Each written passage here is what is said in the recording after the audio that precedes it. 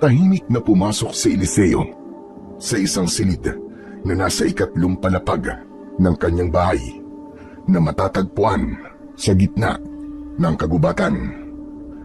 Yun ang pinakamalaking silid sa kanyang bahay dahil doon nakalagay ang lahat ng mga armas at agimat na kanyang ginagamit noong aktibo pa siya sa pagiging isang manunugis ng mga aswang. Halos 4 na taon na ang nakararaan simula nang huminto siya sa pagiging isang manunugis. Napagtanto niya na oras na para ang sarili naman niya ang kanyang unahin, lalo na't alam niya na marami na rin ang mahuhusay na manunugis na mas bata kesa sa kanya. Kapag walang ginagawa o nais balikan ni Eliseo ang kanyang nakaraan, ay nagtutungo siya sa silid na yon. Matipid na ngumiti si Eliseo habang pinagmamasdan niya ang mga armas niya na maayos na nakalagay at nakasalansan sa mga glass box. Meron dong itak, espada, pana at palaso, buntot ng pagi at samot-saring agimat na ipinagkaloob sa kanya ng iba't ibang antingero. Paano ba yan? Pasensya na kayong lahat. Pero habang buhay na kayong nandito, hindi ko na kayo kailangan gamitin pa. Pero hindi mabubura kung paano niyo ako tinulungan nun sa pakikipaglaban ko sa mga aswang. Marami kayong nailigtas na buhay. At dun pa lang ay masasabi ko na ipinagmamalaki ko kayo. Kung ituring ni Eliseo ang mga gamit na naroon ay parang mga tao, kaya kapag naroon siya sa silid na yon ay hindi pwedeng hindi niya kakausapin ang mga ito. Hanggang sa dumako ang tingin ni Eliseo sa parisukat na lamesa na nasa gitna ng silid. Isang maliit na kahon ang nakapatong doon. Nilapitan niya yon at binuksan ang kahon. Isang itim na bato ang tumambad sa kanya. Napapitlag si Eliseo nang biglang bumukas ang pinto ng silid. Humahangos na pumasok ang kanyang nag-iisang kasama sa bahay na si Pido. Gaya niya ay walang pamilya si Pido at ito ang kahuli-hulihang tao na iniligtas niya mula sa mga aswang. Simula noon ay sumama na si Pido sa kanya at ayon dito, bilang pagtanaw nito ng utang na loob, ay habang buhay siya nitong pagsisilbihan. Boss! Boss Eliseo! Boss! Naalarma si Eliseo. Base sa itsura ni Pido, ay parang may hindi magandang nangyayari. Usang gumalaw ang katawan niya at agad niyang kinuha ang katana na nakadisplay sa dingding. Bakit, Pido? Ano nangyayari? Magsalita ka! Itatanong ko lang po sana kung anong luto po ang gusto niyo sa bangus. Gusto niyo po ba prito o gusto niyo sabawan ko po? Pambihira ka talaga, oo. Ang laki-laki ng reaksyon mo nang pumasok ka rito na parang nilooban tayo. Tapos itatanong mo lang sa akin kung anong luto ang gusto ko sa bangus. Ano po bang iniisip niyo, bossing? Malapit na po tayo magtanghalian Parang hindi ka naman sanay na kapag ganitong oras itinatanong ko po sa inyo kung anong ulam ang gusto niyo. Pero dapat ba natatanungin mo ko na parang may masamang nangyayari? Para kang hinahabol ng 10 halimaw paano kung nagulat ako at nagamit ko tong katana sa'yo at nahati ko yung katawan mo? Sige nga. Boss, paano po ba hahatiin ang katawan ko? Pahalang o patayo? Boss, baka pwedeng pahalang na lang para mukha ko manananggal. Ewan ko sa'yo, Pido. Lumabas ka na nga rito at lutuin mo ng bangus sa kahit na anong lutong gusto mo. Sige na, sige na. Okay, boss. Hinihintay lang naman kita sumagot At dami mo pa sinabi. Teka, boss. Yung hawak mo, hindi ba yan ang itim na bato na gustong kunin sa'yo ng napakaraming aswang? Boss, bakit hawak mo yan ngayon? Hindi mo na kailangan malaman. Wala kang pakialam kung anong gagawin ko sa mga gamit ko rito dahil pamamahay ko to. Sige na, lumabas ka na, Pido. Ako na ang nakikiusap sa'yo para mo ng awa. Nakangiting sumaludo muna si Pido kay Eliseo bago ito lumabas ng silid na yun. Napailing na lamang si Eliseo habang ibinabalik niya ang kahon sa lamesa. Ilang taon na niyang kasama si Pido sa bahay na yun at masasabi niya na kahit madalas itong palpak at mahinang makaintindi ng mga bagay-bagay ay hindi siya mabubuhay nang wala ito. Kumbaga, napamahal na siya sa taong yun. Simula nang ubusin ng mga aswang ang kanyang pamilya, si Pido na ang naging pamilya niya. Kaya kahit palaging sumasakit ang ulo niya dahil kay Pido, ay importante pa rin ito sa buhay niya. Makalipas ang halos 1 oras, ay bumaba na sa komedor si Eliseo, habang abala naman si Pido sa paghahain ng kanilang tanghalian. Pag-upo niya, ay napakunot ang noo niya sa ulam na naroon. Oh, akala ko ba bangus ang lulutuin mo? Bakit adobong manok anong dito? Boss, biglang nagbago isip ko eh. Naisip ko na parang masarap mag-adobong manok ngayon. Walang iya ka talaga. Tinanong-tanong mo pa ako kanina kung anong luto sa bangus ang gusto ko, tapos manok naman pala lulutuin mo. Ambot sa imo. Boss, hayaan mo na. Ang mahalaga, may ulam tayo ngayon tapos masarap. Saka lahat naman ng isip ng tao, di ba, nagbabago? Parang ikaw. Hindi ba nagbago ang isip mo at bigla ka na lang huminto sa pagiging isang manunugis? O, edi parehas lang tayo. Sandaling natigilan si Eliseo sa sinabi na yun ni Pido. Ang totoo ay napakaraming beses na niyang pinag-isipan noon ang desisyon niyang huminto sa pagiging isang manunugis. Nag-urong-sulong siya, pero nung mapagtanto niya na lahat ng mga mahal niya sa buhay ay nawala dahil ang mga ito ang ginantihan ng mga aswang na nakalaban niya, ay saka naging buo ang desisyon niyang huminto na sa pagtugis sa mga aswang at mabuhay na lamang ng normal. Pero boss, hindi niyo po ba namimiss ang pumatay ng mga aswang? Bakit naman ganyan ang mga tanong mo, Pido? Wala lang. Para may mapag-usapan lang tayo habang kumakain. Kasi, ikaw ang pinakakinatatakutang manunugis noong panahon mo, di ba? Lahat ng aswang, kapag narinig na ang pangalan ni Eliseo, ay naiihina sa takot. O di ba, ganun yun? Yung iba, pusa na nilang pinapatay ang sarili nila. Kumbaga nasa dugo mo na ang pagpatay sa mga aswang. Kumbaga kakambal mo na yun. Ilang taon mo nang ginagawa yun. Kaya, naitanong ko, kung hindi ba hinahanap ng katawan mo yung mga dati mong ginagawa, yung mga nakasanayan mo na? Hindi, Pido. Ang bilis ng sagot, hahanap pa. Parang hindi pinag-isipan. Sa hindi ko nga hinahanap Anong magagawa ko? Parang ayoko maniwala. Hindi ko kailangan maniwala ka sa sagot ko. Problema mo na yun kung ayaw mo. Wala man lang paliwanag kung bakit. Alam mo, Pido, kumain na lang tayo. Hindi yung ang dami-dami mo pang tanong. Boss naman, parang nga may topic tayo habang kumakain. Ngumuso si Pido at saka ipinagpatuloy ang pagkain. Ngunit sa loob ni Eliseo ay alam niya ang totoong kasagutan sa tanong na yun ni Pido. At yun ay hinahanap niya talaga ang aksyon ng pagiging manunugis niya. Minsan pa nga ay pinag-iisipan niya nang bumalik sa ganung gawain. Pero sa tuwing naiisip niya ang kapayapaan ng buhay niya, ay napapatanong siya sa sarili na kung handa ba siyang ipagpalit yun para lang makipaglaban muli sa mga aswang.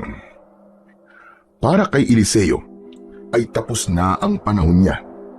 Mas makakabuti kung pagbibigyan niya ng pagkakataon ang ibang manunugis na ipamalas ang husay ng mga ito sa pakikipaglaban at pagpuksa sa mga aswang.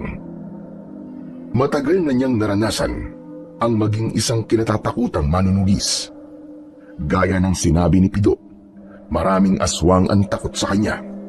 Marami ang umiiwas sa kanya. Maraming beses na nga na ang mga aswang na mismo ang kusang sumusuko kapag alam ng mga yun na siya ang nakakaharap ng mga ito. Utang ni Eliseo sa kanyang namayapang lolo at ama kung bakit siya naging pinakakinatatakutang manunugis. Ang dalawa ang nagsanay at naghubog sa kanya para maging ganun. Pero kahit matagal nang huminto si Eliseo sa pagpatay ng mga aswang, ay patuloy pa rin siyang nagsasanay sa pakikipaglaban. Tuwing umaga, pagising niya, ay nagtutungo siya sa likod ng bahay upang doon magsanay.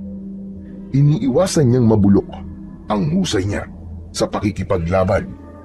Kaya niya yon ginagawa.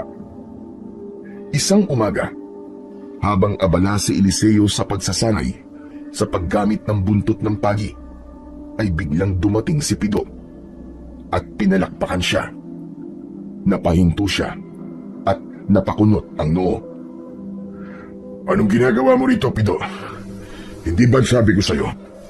Kapag nagsasanay ako ay huwag mo akong iniistorbo. Ilang beses ko bang dapat sabihin yan sa'yo? Pambihira ka naman. Ang hirap mong umintindi. Si boss naman ang aga-aga, ang sungit-sungit. Sige ka, tatagdakan niya kagad. Alam mo, bossing, natutuwa lang kasi ako na hanggang ngayon ay mahusay pa rin ang mga galawan mo. Wala kang pinagbago, wala kang kumpas, bossing. Pero sabi mo, hindi ka nababalik sa pagiging manunugis, di ba? Oh, bakit nagsasanay ka pa rin? Huwag kang nakikialam. Ito ang ehersisyo ko. Palibasa kasi, puro ka upo at higay. Grabe ka naman, bossing. Hindi mo ba nakikita yung pagluluto ko at paggawa ng mga gawaing bahay? Nakakasakit ka ng damdamin, ha? Magsasalita pa sana si Eliseo nang biglang nanlabo ang kanyang paningin. Pumikit siya at muling nagmulat pero mas lalong lumabo ang kanyang mata. Kasunod noon ay nakaramdam siya ng matinding pananakit ng ulo na parang mawawala na siya ng ulirat. Nabitiwan niya ang buntot ng pagi at sinubukang ihakbang ang paa pero hindi niya magawa. Agad namang lumapit si Pido kay Eliseo para sumaklolo. Inalalayan siya nito at naramdaman niya ang pag-aalala ng binata. Boss! Bossing, ano nangyayari sa'yo? Diyos ko, ayos ka lang ba, bossing? Dalhin mo ako sa loob ng bahay, Pido. Sige na. Bakit, boss? Huwag ka na magtanong. Tulungan mo ako, sige na. Dalhin mo ako sa loob ng bahay. Okay, bossing. Hanggang sa tuluyan ng nagdilim ang paningin ni Eliseo, naramdaman niya ang pag-ikot ng paligid at ang pagbagsak niya sa lupa. Matapos yun, ay wala na siyang naalala pa dahil nawala na siya ng malay. Hindi alam ni Eliseo kung gaano siya katagal na nawalan ng malay. Nang magising siya, ay ang puting kisame ang una niyang nakita. Mabigat ang pakiramdam niya at tila may mabigat na bagay na nakadagan sa kanyang dibdib. Paglingon niya sa kaliwa ay nagulat siya nang makita si Pido na nakaupo sa tabi ng kamang kinahihigaan niya. Nakasandal ito habang natutulog. Nakanganga si Pido habang may tumutulong laway sa gilid ng bibig. Pido! Hoy, Pido, gumising ka! Biglang nagising si Pido. Pupungas-pungas ito at nagliwanag ang muka ng binata nang makita siya. Uy, bossing! Sa wakas, nagising ka na. Akala ko mamamatay ka na eh. Walang iya ka. Parang gusto mo na ako mamatay talaga. Teka, nasan ba tayo? Ano bang lugar to? Bossing, may dextrose ka Siguro nasa simbahan tayo, bossing. Malamang, nasa ospital tayo. Pero bossing, sadali lang. Ang sabi kasi ng doktor ay tawagin ko siya kapag nagising ka na eh. Sadali lang tatawagin ko lang. Ano pang ginagawa mo rito? Tawagin mo na para makauwi na tayo. Sige boss, sadali lang. Ano sandali? Bilisan mo. Agad na tumakbo si Pido, palabas ng kwarto. Naiwan si Eliseo na tahimik habang naririnig ang tunog ng makina sa kanyang tabi. Gumalaw ang mga daliri niya. Unti-unting bumalik sa isip niya ang nangyari. Medyo kinabahan siya dahil unang beses yung nangyari sa kanya. Maya-maya pa ay bumukas na ang pinto. Pumasok ang isang doktor mula doon na may hawak na clipboard at may kasunod ito na nurse. Nasa likod ng dalawa si Pido. Mr. Eliseo, mabutit gising na po kayo. Ako nga po pala si Dr. Reyes. Ako po ang sumuri sa inyo pagdating nyo. Tumingin ang doktor sa nurse at nag-check ng IV at in-adjust ang ilang settings sa makina. Doc, ano ho bang nangyari sa akin? Nawalan po kayo ng malay. Ayon sa kasama ninyo, bigla na lang kayo natumba. Nagkaroon po ba kayo ng matinding pananakit ng ulo bago ho kayo mawalan ng malay? Oo, Doc. Saka parang nawalan ako ng paningin. Isinailalim po namin kayo sa ilang test para malaman ang sanhi ng inyong pagkawala ng malay gaya ng CT scan, ECG, para po sa inyong puso, complete blood count at iba pang blood chemistry test para masukat ang kondisyon ng inyong atay, bato at asukal sa dugo. Nag-request din po kami ng neurological exam para masuri naman po ang inyong response at reflexes. Doc, tapos na ho ba ang lahat ng test? Pwede na ho ba akong umuwi? Inaantay na lang po namin ang kabuoang resulta. Sa ngayon po, maayos naman ang vital signs nyo. Pero ipapayo kong manatili muna kayo rito hanggang lumabas lahat ng findings. Tumango si Eliseo at hindi na niya pinilit ang kagustuhan niyang umuwi. Nakinig na lang siya sa sinabi ng doktor. Dumapo ang tingin niya kay Pido na muling umupo sa tabi ng kanyang kama. Hindi ito nagsalita, pero alam niyang kabado ito. Ngunit malaki ang paniniwala ni Eliseo na wala siyang dapat ikatakot tungkol sa kanyang kalusugan. Alam niya na ang biglaang pagkahimatay niya ay sanhi lamang ng pagod at kung minsan ay kakulangan niya ng tulog. Habang naghihintay ng resulta ng mga test, ay tahimik lang na nakahiga si Eliseo. Pinilit niyang maging positibo, pero hindi niya alam kung bakit bigla siyang kinabahan. Paulit-ulit siyang tumingin sa orsan at pakiramdam niya ay napakabagal ng oras. Si Pido naman ay nasa tabi lang niya. Gumagawa ito ng kung ano-anong bagay para maaliw siya. Nagdodrawing ito ng kung anong larawan sa papel at ipinapakita pa sa kanya. Minsan ay sumisilip sa bintana at nagkikwento ng mga nakikita nito sa labas kahit hindi naman tinatanong. Kahit hindi sumasagot si Eliseo, patuloy lang si Pido sa pagsubok na patawanin o pasayain siya. Maya-maya pa ay nakaramdam si Eliseo na kailangan niyang gumamit ng banyo. Bumangon siya at bumaba mula sa kama. O bossing, anong gagawin mo? Saan ka pupunta? Huwag kang OA. Magbabanyo lang ako. Samahan na kita, bossing. Hindi ako baldado, Pido Kaya kong sarili ko. Mag-isang pumasok si Eliseo sa banyo. Binuksan niya ang ilaw at isinara ang pinto. Umupo siya sa toilet bowl at habang naroon siya ay narinig niyang bumukas ang pinto ng silid. Maya-maya pa ay narinig niya ang pag-uusap ni Pido at ng doktor. Nandito na po ang resulta ng mga test ni Mr. Eliseo. Nasaan po siya? Dok, gumamit lang po sa gitnang banyo. Pero pwede bang sabihin niyo na po ang resulta ngayon sa akin? Sa kasamang palad, may nakita po kaming abnormalidad sa kanyang CT scan. May tumor po sa utak si Mr. Eliseo. Hindi na po ito operable sa kasalukuyang kondisyon niya. Biglang natahimik ang buong silid. Sa loob ng banyo ay nanigas naman si Eliseo. Ano? Tumor? Sa utak? Diyos ko, bakit niyo naman binigyan ng tumor ang bossing ko, Dok? Pero Dok, magagamot pa po ba ang bossing ko? Sumagot naman kayo.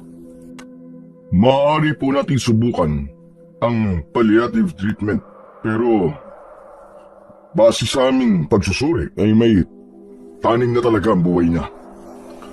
May 3 buwan na lang siya para mabuhay. 3 buwan?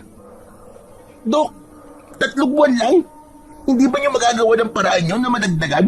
Kahit gawin niyo na lang pong 3 taon? Hindi ako Diyos para gawin yan. Pero mas makakatulong kung sasabihin niyo to sa kanya ng mahinahon. Diyos ko, sa dami ng sakripisyo at kabayanihan na ginawa ng bossing ko, bakit ganito pa ang mangyayari sa kanya? Hindi niya to kailangan malaman, Dok. Hindi niya to kailangan malaman. Kailangan niyang malaman dahil siya ang pasyente. Okay, Dok. Hayaan yung ako na lang ang magsabi sa kanya. Tinapos na ni Eliseo ang kanyang ginagawa sa banyo. Lumabas na siya at lumapit agad si Pido sa kanya. Hinawakan nito ang isa niyang kamay at diretsyong tumingin sa mga mata niya. Bossing? May tumor ako sa utak at 3 buwan na lang ang tatagal ng buhay ko.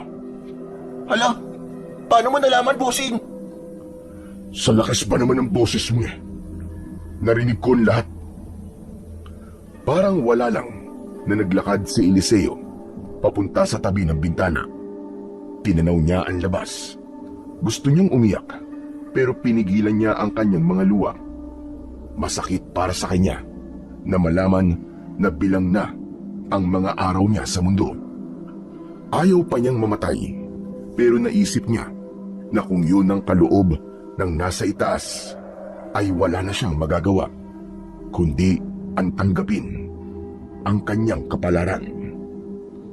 Binigyan si Eliseo ng doktor ng opsyon na magpagamot pero mas pinili niya na hintayin na lang sa bahay ang kanyang kamatayan. Ayaw niyang igugol ang natitira niyang mga araw sa ospital. Ang tanging nasa isip niya ay gawin ng mga bagay na alam niyang magpapasaya sa kanya. Matapos niyang pumirma ng waiver, ay nagdesisyon na siyang umuwi.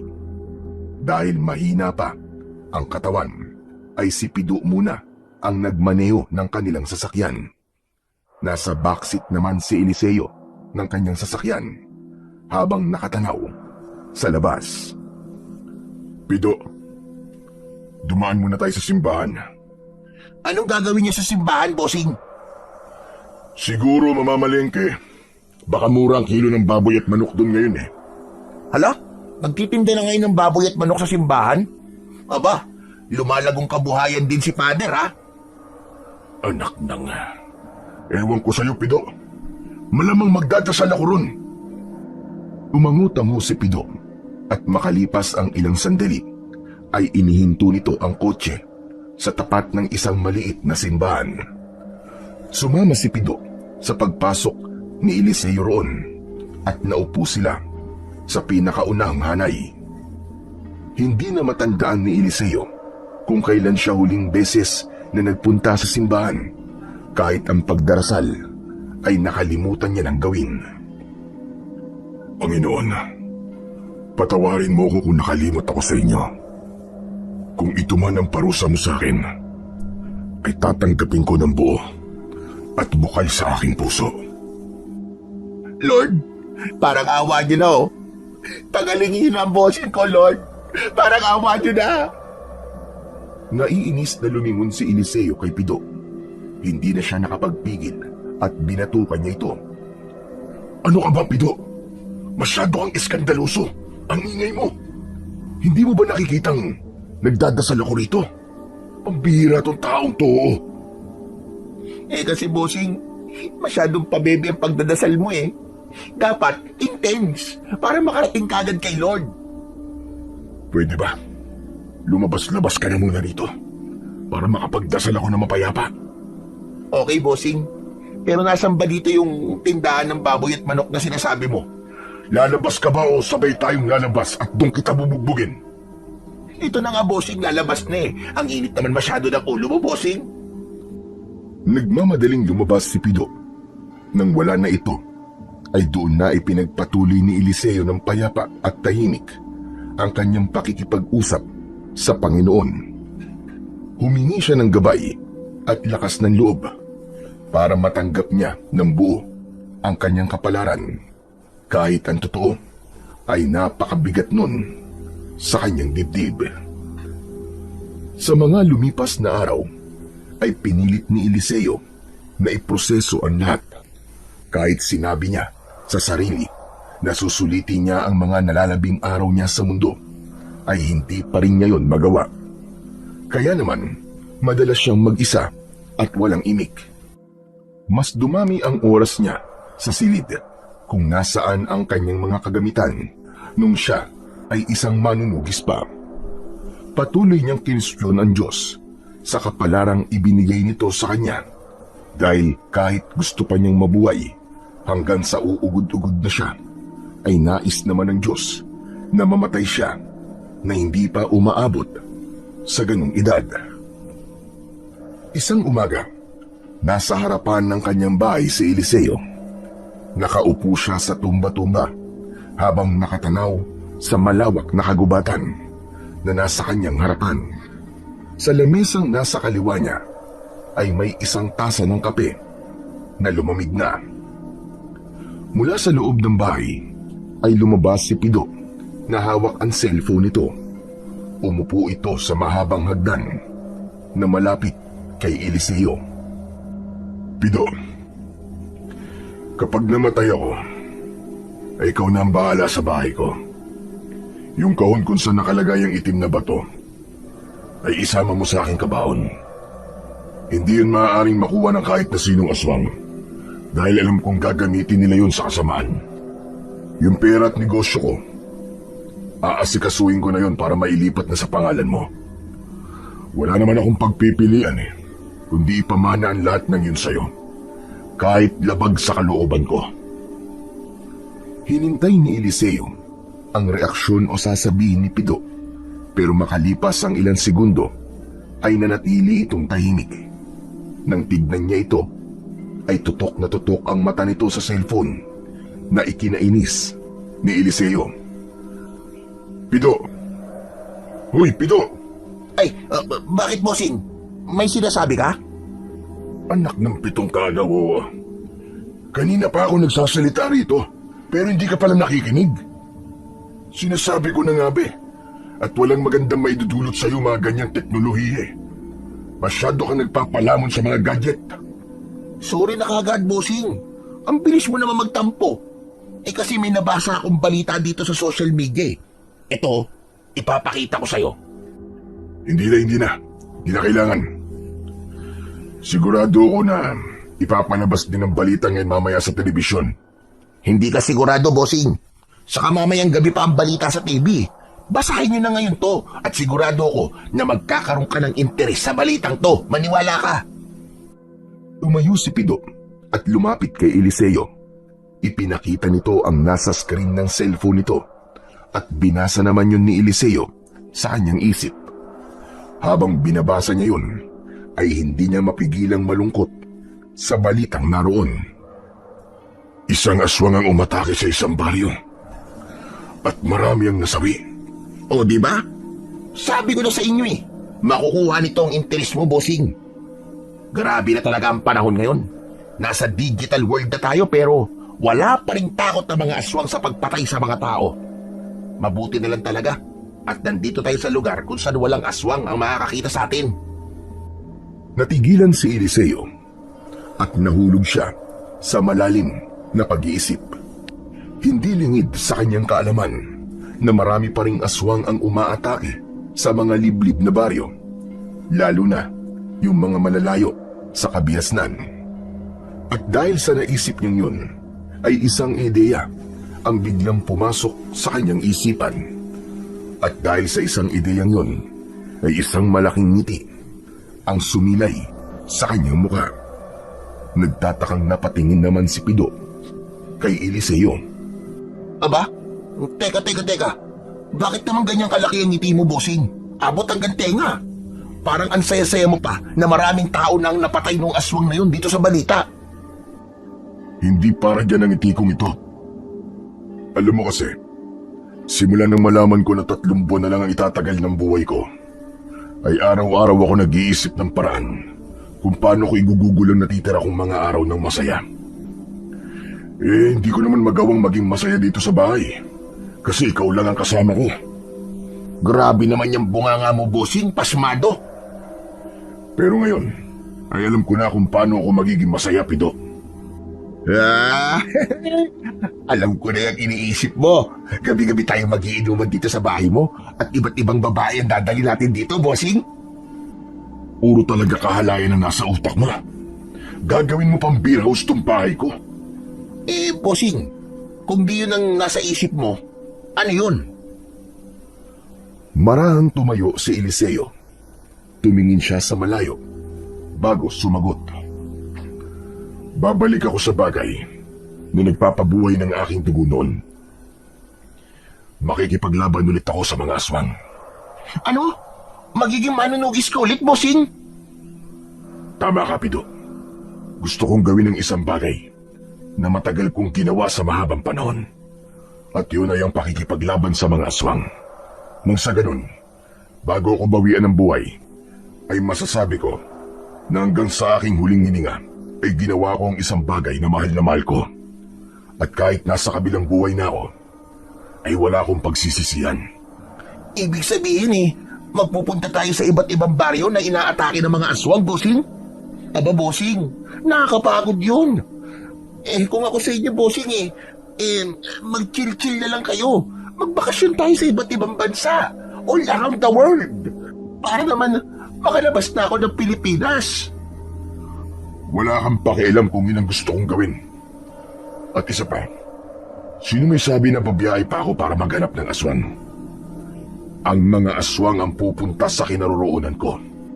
Sa gagawin ko na to, sigurado ko na magkukumahog silang hanapin ako para patayin. Teka. Naguguluhan ako hindi ko magets ang sinasabi mo, bossing Pero kung ano man yan, ay bahala ka na sa buhay mo. Sigurado naman ako na hindi ka na magpapapigil sa akin Muling napangiti si Eliseo habang unti-unti niyang binubuo ang plano sa kanyang isipan. Wala pa man ay tila nabuhayan na kagad siya ng dugo sa mga mangyayari sa mga susunod na araw sa buhay niya. Nang sumunod na araw ay nagtungo si Eliseo sa isang liblib na baryo sa paanan ng bundok kung saan nakatira si Apong Uroy na isang matandang albularyo na kilala hindi lang dahil sa kakayahan sa panggagamot kundi dahil na rin sa malawak nitong koneksyon sa mundo ng mga aswang. Kinausap ni Eliseo ang matanda at ipinag-utos niya rito na ipalaganap nito sa mga kilala nitong aswang na malapit na siyang mamatay at hinahamon niya ang sino man sa mga ito na subukan siyang patayin. Kung sino man ang makakapatay sa kanya ay hihirangin na pinakamalakas na aswang. Bukod doon ay makakatanggap din ito ng malaking halaga ng pera. Pag-uwi ni Eliseo sa kanyang bahay, ay agad siyang nagtungo sa silid ng kanyang mga sandata. Isa-isa niyang kinuha ang mga sandata niya upang linisin. Sa kabila ng pagod at bigat ng katawan, ay sinimulan niyang magsanay gamit ang mga sandatang yun. Kahit wala pa siyang kalaban, ay inisip niya na nasa gitna siya ng gubat na puno ng mga aswang. Makalipas ang ilang araw, ay nagtungo si Apong Uroy sa bahay ni Eliseo upang ipaalam sa kanya na nagawa na nito ang ipinag-uutos niya. Ayon sa matandang albularyo, ay maghanda na si Eliseo dahil siguradong sa mga susunod na gabi ay magpapaunahan ang mga aswang na patayin siya. Isang gabi, habang mahimbing na natutulog si Eliseo, ay bigla siyang nagising nang may naramdaman siyang kakaiba sa paligid. Agad siyang bumangon at kinuha ang nakahandang buntot ng pagi sa likod ng pinto ng kanyang kwarto. Nagmamadali siyang bumaba sa sala at nakita niya roon si Pido na nakatayo at nakatingala. May pagkabahala sa muka na lumapit sa kanya si Pido. Bossing, mabuti at bumaba ka. Kanina pa ako nakakarinig ng mga kaluskos sa bubong eh. Hindi kaya may magdanakaw? Tatawag na ba tayo ng pulis? Hindi mo kailangan tumawag ng pulis at hindi rin magdanakaw nasa bubong. Eh ano, bossing? Aswang. Nagsisimula na sila, Pido. Hindi ko akalain na ganito sila kabilis nakikilos. Ano ba sinasabi mo, bossing? Bakit parang alam mo na may darating na aswang dito? Basta, dito ka lang sa loob. Pero kung gusto mong manood, ay wala namang problema. Malalaki ang hakbang na lumabas ng bahay niya si Eliseo. Sumalubong sa kanya ang malamig na hangin at agad niyang naramdaman ang kakaibang presensya sa paligid. Tahimik siyang tumingin sa paligid. Nang maramdaman niya ang malakas na hangin sa itaas, ay tumingala siya. Doon niya nakita ang isang manananggal na nakalutang sa ere habang malakas na pumapagaspas ang napakalaki nitong pakpak. Naglalaway ito at kitang-kita sa nanlilisik nitong mga mata ang labis na kagustuhan na patayin si Eliseo. Sumunod si Pido kay Eliseo sa labas at nang hilakbot ito nang makita ang manananggal. Diyos ko po, por Diyos por Santo. Napakapangit na aswang. Bossing, patayin mo na yan. Kung makapag-utos ka parang ikaw ang amo sa ating dalawa, tumabi ka at ako nang bahala sa isang yan. Humakbang si Eliseo palayo kay Pido at nagtungo siya sa gitna ng kanyang malawak na bakuran. Hindi niya inalis ang tingin sa manananggal. Mabilis ang tibok ng kanyang puso, hindi dahil sa takot, kundi dahil sa pananabik na muli siyang makikipaglaban sa isang aswang matapos ang napakahabang panahon. Galit na umangil ang manananggal bago ito bumulusok pa ibaba. Pero imbis na si Eliseo ang atakihin nito, ay pininter niya nito si Pido. Gusto po! Nanang ko po! Hoy! Wag ako! Hindi ako masarap! Bossing! Tulungan mo ako! Mabilis ang pagtakbo ni Pido papalayo habang sumisigaw ito at bago ito makapasok sa bahay ay nadapa ito. Mabilis na kumilos na si Eliseo. Sa isang iglap ay hinarangan niya ang manananggal bago pa yun makalapit ng tuluyan kay Pido. Sa isang mabilis na galaw ay hinampas niya ang buntot ng pagi sa pakpak nito. Sumigaw ang manananggal at umatras palayo. Sumugod ito kay Eliseo habang nakaumang ang matutulis nitong mga kuko. Sinalubong ito ni Eliseo ng isang malakas na hampas ng buntot ng pagi. Lumatay yun sa mukha ng kalaban na mas lalong nagpatindi sa galit nito. Sa kabila ng desperadong manananggal, ay nanatiling mahinahon at kalmado si Eliseo sa pakikipaglaban. Mabilis ang mga galaw ng manananggal, pero di hamak na mas mabilis si Eliseo. Awat wasiwas ng mga kuko ng manananggal ay sinasalubong yun ng lumalagitik na buntot ng pagi ni Eliseo. Hanggang sa mula sa hawakan ng buntot ng pagi, ay hinugot ni Eliseo ang isang patalim. Nang sumugod ang manananggal, ay itinarak ngayon sa dibdib nito, direkta sa puso. Nagkatitigan sila ng manananggal, habang mariing ibinabaon ni Eliseo ang patalim. walang buhay na bumagsak ang manananggal sa lupa. Sandali itong tinignan ni Eliseo at saka siya naglakad pabalik sa loob ng bahay. Wala na. Patay na yan. Sunugin mo ang katawan ng manananggal, Pido. Oo, bossing. Masusunod. Dumiretso sa kusina si Eliseo upang uminom ng tubig. Umupo siya at hindi pa rin siya makapaniwala na muli siyang nakipaglaban sa isang aswang. Ang buong akala niya ay hindi niya na yun magagawa. Kung hindi pa pala niya nalaman na mamamatay na siya, ay hindi pa niya maiisipan na bumalik sa pagiging manunugis. Ang kaibahan nga lang sa kasalukuyan niyang sitwasyon ay tila siya na ang tinutugis ng mga aswang. Kinabukasan ay maagang nagising si Eliseo. May kakaibang sigla ang kanyang katawan nang bumaba siya sa komedor upang kumain. May nakahain na roon na sinangag at itlog, habang si Pido ay nagtitimpla ng kape. Ito lang ba ang pagkain natin, Pido? Meron pa, bossing. Ito pa, oh. Tapang manananggal. Inilapag ni Pido ang isang plato ng tapa. Matalim ang mga matang tinignan ni Eliseo si Pido. Joke lang, bossing. Good morning. Tapang baka yan, bossing. Binili ko sa palengke nung isang araw. Sinunod mo ba yung inuutos ko sa'yo na sunugin mo yung manananggal? Oo naman, bossing. Kagabi pa. Grabe, bossing. Kagabi lang kita ulit nakitang makipaglaban sa aswang, ah. Wala ka pa rin kakupas-kupas. Ang bilis at saka ang lakas mo pa rin. Wala kang pinagbago. Pero, bossing, nagtataka lang ako. Paano nalaman ng manananggal na yun kung saan ka nakatira? Alam ko na maraming aswang ang gusto kang patayin. Pero hindi ba sabi mo sa akin, walang nakakaalam kung saan ka nakatira? Kinausap ko si Apong Uroy noong nakaraang araw. Sinabi ko sa kanya na kausapin niya mga kakilala niyang aswang at sabihin kung saan ako nakatira. Ano? Hindi ka ba nag-iisip, bossing? Pambihira ka naman, oh. Sa ginawa mong yan, ay mas mapapadali ang buhay mo. Alam mo naman na mainit ang mga mata ng mga aswang sa iyo, eh. Dahil nung aktibo ka pa sa pagiging manunugis, ay isa kang malaking tinik sa dibdib nilang lahat. Ay nako, bossing naman.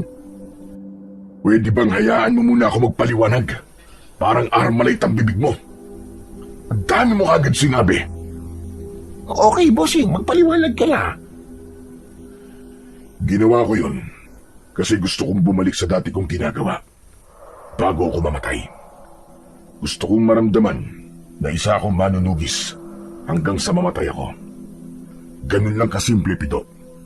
At para maengganyo kong mga aswang na subukan akong patayin, ay pinasabi ko kay Apong Uroy na kung sino makakapatay sa akin ay gagantimpalaan ko ng malaking halagang pera at hihirangin na pinakamalakas na aswang. Kung ganun, yung manananggal kagabi, ay ang unang sumubok na patayin ka, ganun ba? Tama ka, Pido.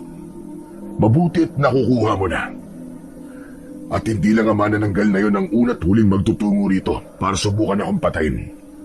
Sigurado ko na marami pa sila. Diyos ko po, Lord. Magiging ground battle tong bahay niyo, bossing. Ayoko na rito. Aalis na ako, mag-i-evacuate na ako. Mabilis na tumayo si Pido, pero agad itong inunahan ni Eliseo. Sige, Pido. Umalis ka. Pero may pupuntahan ka ba?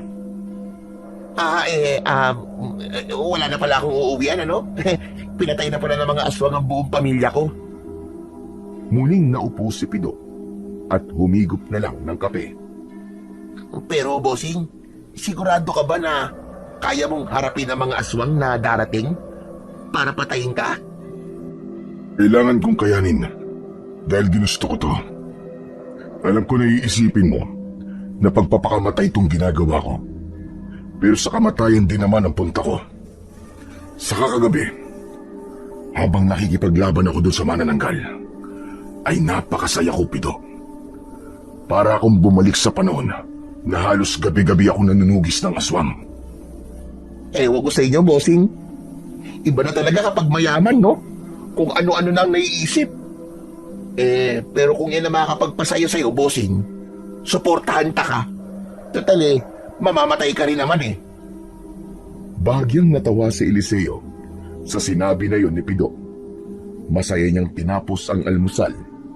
Alam niya na magiging magulo ang mga paparating na gabi sa buhay niya. Pero handa siya sa kaguluhan na yun. Para sa kanya, ang pakiramdam na naibibigay sa kanya ng pakikipaglaban niya sa mga aswang ay isang bagay na hindi kayang bilhin o bayaran ng kahit na anong halaga ng pera. Sa mga sumunod na gabi, ay hindi na tumigil ang pagdating ng mga aswang sa bahay ni Eliseo.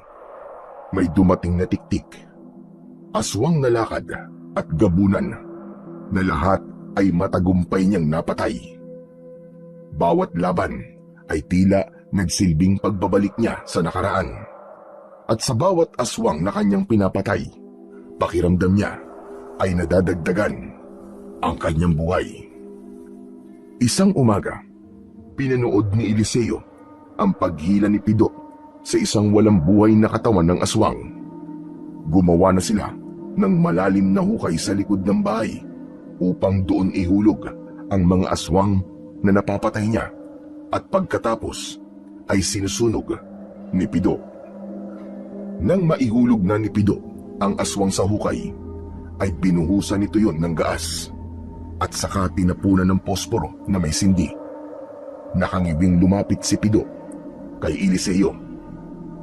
Bossing, baka naman pwede mo akong bigyan ng salary increase. Ang usapan natin mga gawaing bahay lang ang tatrabahuin ko Hindi kasama tong pagdidispatcha sa katawan ng mga aswang na napapatay mo. Hanggang kailan ko ba ito gagawin, bossing? Hanggang buhay pa ako, Pido. Pero huwag ka mag-alala. Kapag namatay na ako, ay sa'yo ko iiwan ng lahat ng meron ako. Mula sa pera, sa bahay na to, at ang aking mga negosyo. Sumingot si Pido. Walang tigil ang luha nito. Lumambot ang puso ni Eliseo dahil yun ang unang beses na nakita niyang umiyak si Pido. Dahil sa pag-iyak nito ay naramdaman niya kung gaano siya kahalaga rito at kung gaano siya kamahal nito. Umiiyak ka ba? Dahil nalulungkot ka kasi mamamatay na ako? Hindi ako umiiyak, bossing. Yung uso kasi na sinusunog natin na aswang Napupunta sa mata ko yung uso, kangapde. Pwede ba pumasok na tayo, bossing? Walang iya ka. Akala ko naman kaya malungkot ka kasi mamamatay na ako. Nauna nang pumasok sa loob ng bahay si Eliseo. Agad namang sumunod si Pido sa kanya. Paakyat na sana siya sa kanyang kwarto nang biglang nagsalita si Pido. Kaya napahinto siya. Pero bossing, alam mo, malulungkot talaga ako kapag namatay ka na. Mamimiss ko yung pagsigaw-sigaw mo sa akin. Yung palagi mong pagsusungit. Pero wala na tayong magagawa, bossing Talagang mamamatay ka na Hindi na lang nagsalita si Eliseo dahil alam niya na maiiyak siya at ayaw niyang umiyak sa harapan ni Pido. Itinuloy na niya ang pag-akyat sa kanyang kwarto at nang pagdating niya roon ay sa kanya pinakawalan ang luhang kanina pa niya pinipigilan. Nagtungo siya sa may veranda at tumanaw sa malayo. Napapikit siya. Pumasok sa isipan niya ang maraming taon na magkasama sila ni Pido. Simula nang dumating ito sa buhay niya, ay naging magaan na ang lahat para sa kanya. Aminado siya na noon ay hindi niya masyadong nakikita ang halaga ni Pido. Pero nang malaman niyang mamamatay na siya, ay naging malinaw sa kanya kung gaano kalaki ang naitulong ni Pido sa buhay niya.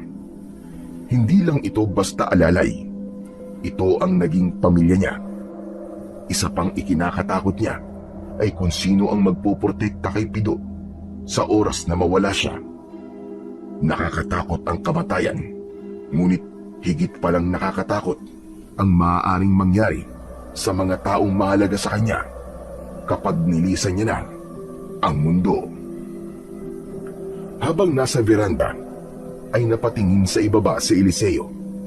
Napakunot ang noo niya nang may nakita siyang matangkad na lalaki na naglalakad palapit sa bahay niya. Habang papalapit yun, ay lumakas ang kabog ng dibdib niya nang makilala niya ang lalaki. Si Demetrio? Anong ginagawa niya rito? Agad na umalis si Eliseo sa veranda. Malalaki ang hakbang na lumabas siya ng kwarto at bumaba ng hagdan. Doon pa lang ay nakita niya na si Pido na nasa pintuan at kaharap si Demetrio. Pagbaba niya sa sala ay narinig niya ang usapan ng dalawa. Sino ka? At anong kailangan mo? Gusto kong makausap si Eliseo. Kaibigan niya ako. Maaari mo ba akong pataluin? Hindi ka maaaring tumuloy sa aking pamamahay, Demetrio. Bossing, mabutit bumaba ka na. Mapapagod pa ako sa pag-akit sa kwarto mo eh. May bisita ka. Kaibigan mo raw siya eh. Kaibigan? O baka mas tamang sabihin na dating kaibigan? Naglakad si Eliseo palapit sa pintuan. Tinabig niya si Pido at muntik pa itong matumba. Diretso niyang tinignan si Demetrio sa mga mata nito, ngunit hindi ito makatingin sa kanya. Bahagya itong yumuko. Mabuti at hindi mo siya pinapasok dito, Pido. Aswang ang isang to. At kung napapasok mo siya, ay sigurado ko na magagawa na niyang pumasok dito nang hindi nagpapaalam. Ano? Aswang to, bossing? Wala ako rito para makipag-away sa inyo, Eliseo. May nakarating lang sa akin na balita at nais ko lang kumpirmahin. Gusto kitang makausap. Doon tayo sa labas mag-usap. Sumunod ka sa akin. Lumabas si Eliseo at naglakad siya hanggang sa makarating sa likod ng bahay. Tumayo siya sa tabi ng hukay kung saan sinusunog ni Pido ang mga aswang. Tumabi sa kanya si Demetrio at sumilip sa hukay. Mga aswang. Mga bangkay ng aswang na nasa hukay na yan. Mabutit na amoy mo pa ang mga kauri mo. Ano palang sasabihin mo sa akin? Nakarating na sa akin na may taling na ang buhay mo. Nalaman ko rin na hinahamon mo mga aswang na patayin ka. Kaya pala nalaman mo kung saan ako nakatira. Eh dahil nakarating na pati sa'yo ang balitang yon. At tama mga sinabi mo, Demetrio. Kung sino makakapatay sa akin, siyang hihirangin na pinakamalakas na aswang. Marahang tumango si Demetrio. Talaga namang pinakamalakas lang na aswang ang makakapatay sa isang kagaya mo, manunugis. Naalala ko noon kung gaano ka kalupit sa mga kalahi ko, Eliseo. Kung paano mo sila patayin at parusahan. Yung natalo kita sa isang laban, naaalala mo pa rin ba? Hindi ko maaaring makalimutan yon. Lalong-lalo na nang kunin mo sa akin ang itim na bato. Hindi agad nakapagsalita si Eliseo. Lumingon siya kay Demetrio at biglang bumalik sa alaala niya ang gabi kung kailan sila nagharap nito. Naging madugo ang laban na yon. Hindi lang madugo, kundi masakit dahil kailangan ni Eliseo na labanan ng aswang na inakala niyang isang kaibigan. Anong kailangan mo sa akin, Demetrio? Bakit ka nandito? Gusto ko lang iparating sa'yo na malungkot ako na malapit ka lang mamatay. Hindi ko akalain na hindi ka namatay sa dami ng aswang na nakalaban mo noon. Pero sakit lang pala ang magpapalugmok sa'yo. Yan lang ba ang sasabihin mo? Kung ganun ay makakaalis ka na. Nandito rin ako para sabihin na isa ako sa mga aswang na tatanggap sa hamon mo. Susubukan din kitang patayin. Bagyang natawa at napailing si Eliseo. Kung ganun, ay handa ka na bang mapabilang sa mga aswang na mapupunta sa hukay na to? Ano, Demetrio? Ipapaalala ko lang sa'yo na nakalaban na kita at ako ang nanalo. Bukod dun, ay nakuha ko pa sa'yo ang itim na bato. Sa tingin mo ba, ay mananalo ka kapag muli tayo nagharap? Hindi mo alam kung ano nangyari sa akin matapos mo kong talunin. Hindi mo alam kung gaano na ako kalakas kumpara noon. Kaya wag mo kong minamaliit, Eliseo. Hindi kita minamaliit, Demetrio. Nagsasabi lang ako ng totoo. Makikita natin sa mga susunod na gabi. Ipapakita ko sa iyo kung gaano na ako kalakas ngayon, Eliseo. Pero hindi ang pera o ang titulong pinakamalakas na aswang ang gusto kong makuha sa oras na mapatay kita, kundi ang itim na bato. Huwag mo akong patawanin, Demetrio. Hindi ko ibibigay ang itim na bato sa'yo. Nabawi ko na to sa'yo, kaya wala nang dahilan para ibalik ko to sa'yo. Isa pa, alam kong gagamitin mo yun sa kasamaan mo. Bakit? Natatakot ka bang matatalo kita sa oras na maglaban tayo? Kung tiwala ka na mananalo ka, kaya mong itaya kahit na ano. Kahit pa ang itim na bato. Tumiim ang bagang ni Eliseo. Alam niya na sinusubukan siya ni Demetrio. Ngunit batid niya na kapag hindi siya pumayag sa gusto nito, ay parang sinabi na rin niyang may pag-asa itong manalo sa kanya. Ano, Eliseo? Sumagot ka. Natatakot ka bang matalo sa akin? Kahit kailan, ay hindi ako natakot sa'yo. Ni hindi tumitindig ang balahibo ko sa'yo. At kahit kailan, wala akong kinakatakutang aswang. Kung ganon, ay itaya mo ang itim na bato. Kapag napatay kita, sa akin na yun. Pero kapag napatay mo ko, isa na ako sa mga aswang na ihuhulog mo sa hukay na yan. Sige, pumapayag na ako. Sigurado naman ako na hindi ka mananalo sa akin eh. At sisiguraduhin ko na sa oras na magharap tayo, ayun na magiging katapusan mo, Demetrio. Mahinang tumawa si Demetrio sa sinabing yun ni Eliseo at biglang tumalim ang mga mata nito. Kung tutusin, ay maaari ng paslangin ni Eliseo si Demetrio ng mga sandaling yun, lalo na't mahina ang aswang na gaya nito kapag ganung oras. Pero dahil meron siyang prinsipyo na hindi siya nakikipaglaban sa walang kalaban-laban, ay hindi niya yun ginawa. Tumalikod na si Demetrio at malalaki ang hakbang na naglakad palayo. Sinundan ito ng tingin ni Eliseo hanggang sa tuluyan na itong nawala sa kanyang paningin. Hindi niya maintindihan, ngunit bigla siyang nakaramdam ng kaba. Naramdaman niya kasi na tila lumakas si Demetrio kumpara nung huling beses na naglaban sila. Alam niya na hindi niya ito maaaring pwedeng maliitin, lalo na't ito ang pinakamalakas na aswang na kanyang nakaharap. Makalipas ang ilang sandali, ay pumasok na si Eliseo sa bahay. Sa sala, ay sinalubong siya ni Pido. Bossing, sino ba yung Demetrio na yon? Ang sabi mo ay aswang siya. Dapat pinatay mo na siya eh. Hindi ako ganyang klaseng manunubis, Pido. Gusto ko kung papatayin ko siya, ay yung may laban siya sa akin. Pero sino ba talaga siya, bossing? Napansin ko na parang galit na galit kayo sa kanya eh. Si Demetrio. Siya ang aswang na umubo sa pamilya ko. Dati kami magkaibigan, kahit isa siyang aswang. Tinutulungan niya ako noon na makipaglaban sa mga kalahi niya. Tinulungan rin niya akong hanapin ang itim na bato. Dahil alam namin na kailangan niyong maitago at hindi mapunta sa kamay ng mga masasamang aswang. Yung itim na bato na nasa kwarto ng mga sandata mo, bossing? Yung ba yun? Oo, Pido, tama ka.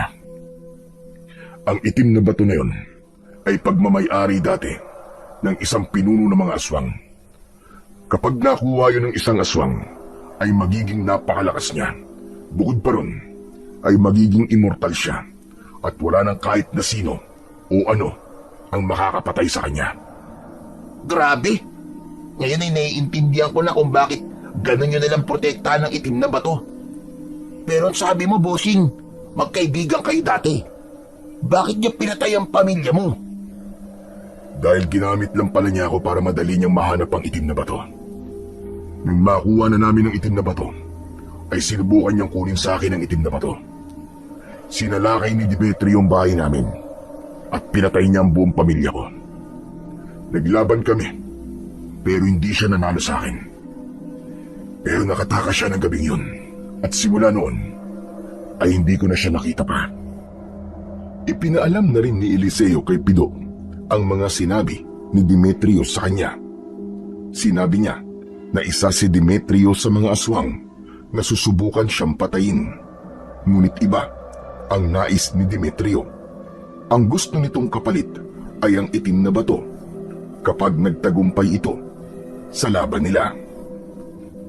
Pero bossing, sigurado naman ako na matatalo mo siya eh. Walang aswang ang makakapatay sa inyo. Pero iba si Demetrio, Pido. Lalo na ngayon naramdaman kong nakahanap siya ng paraan para mas maging malakas siya.